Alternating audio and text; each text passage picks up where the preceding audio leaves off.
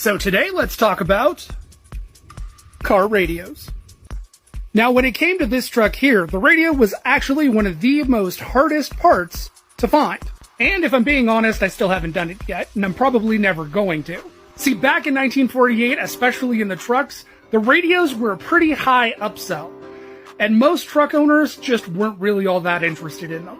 The reason being that most trucks were generally used on rural farms. They pretty much couldn't pick up the radio stations even if they wanted to, and most trucks generally weren't used for going into town.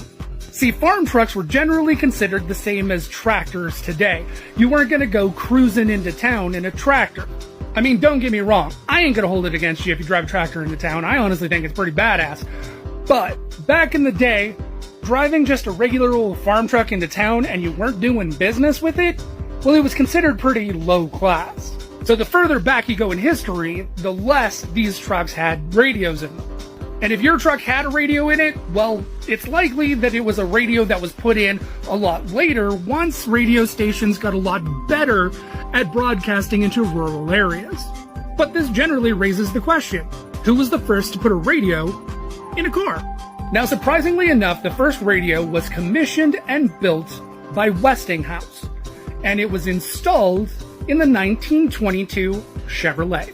Specifically, it was an OEM upgrade if you were buying the touring sedan.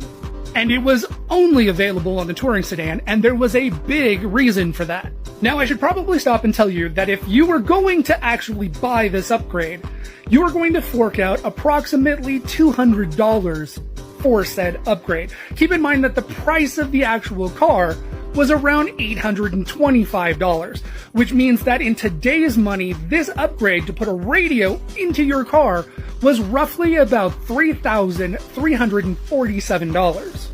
That said, most of you have probably paid more for your radios, so maybe that's not that bad. And the radio worked really well, but there were a lot of downsides, such as the fact that the antenna took up the entire roof. The entire unit weighed a ton. The battery was so big it barely fit under the seat. The speakers were so big they also fit under the seat just barely. And you also had to deal with this squawk box basically talking into the back of your head. Fortunately, only a few years later, Motorola came out with a much smaller unit that started to be used by other automotive manufacturers. It also was significantly cheaper. Hey guys, if you like the content that I post here on TikTok, then you might consider actually helping our organization. And if you are,